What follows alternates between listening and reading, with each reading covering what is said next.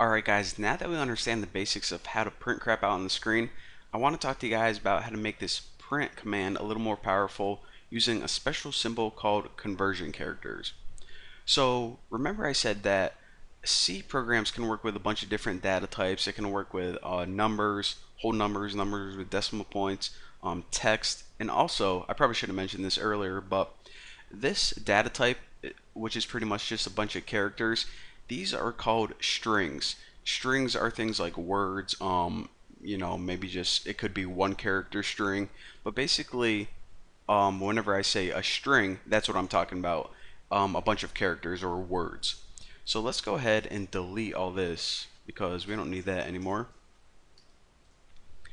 And the first thing I want to do is make another printf statement, and this one is going to use conversion characters. So what is a conversion character? It's basically, like I said, a placeholder that you can use to put something in your string, let's say. So it's probably just easier if I shut up and type it. So the special symbol that we're going to use is %s. That means we're going to have a placeholder for a string. So we don't know what string is going to go in here yet, but some string is going to. So we'll say %s is the best person ever. New line. So basically saying, say some word is the best person ever, or some text is the best person ever. Well, now that we said make a placeholder, we gotta give it something to put in that place. So after your first quotation mark, if you press comma and add another string, then you can type something like Bucky, and basically what it's going to say is, okay, I'm going to use this string and say %s is the best person ever, but then I need another piece of information. What string do I use to put in this place? Well, after a comma, that's where you tell it Bucky is the best person ever. So if you build and run this, it substitutes that second string for that %s. So basically, anytime you see percent something, it means it's going to get substituted out. And you can actually use as many of these as you want.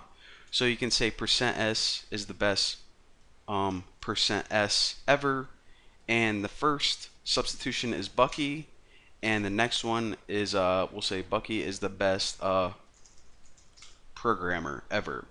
So basically it says, okay, for the first one, use Bucky. For the second one, use programmer.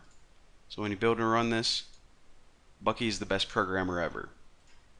So that's the very basics of a conversion character. And I also want to mention that this %s is for strings only, for text, words, stuff like that. Whenever you're working with numbers, you need to use something else. So let's go ahead and build another awesome thing. So let's go ahead and say I ate %d corn dogs last night. Well, what %d means is it's kind of confusing. It means a whole number or an integer. So a number without a decimal point, like 1, 8, 12, that would be a %d. So, %d is not the easiest, letter to remember. But anyways, after this, you can go ahead and input a number like 9. Now remember, only strings or only text goes in between those double quotation marks. Whenever you're using numbers, they don't go in between quotation marks. So if you run this program, it's going to say I ate 9 corn dogs last night. Simple enough. So the last thing I want to mention is this. Whenever you use numbers with decimal places, you don't use %d. You actually use something called %f. Now, a number with a decimal place is called a float. Why they named it that, I'm not really sure. But that's what it is, and whenever you use %f, you can use something like that. Now, usually you have decimal places with a lot of decimal places after it. That doesn't even make sense. Numbers with a lot of decimal places after it.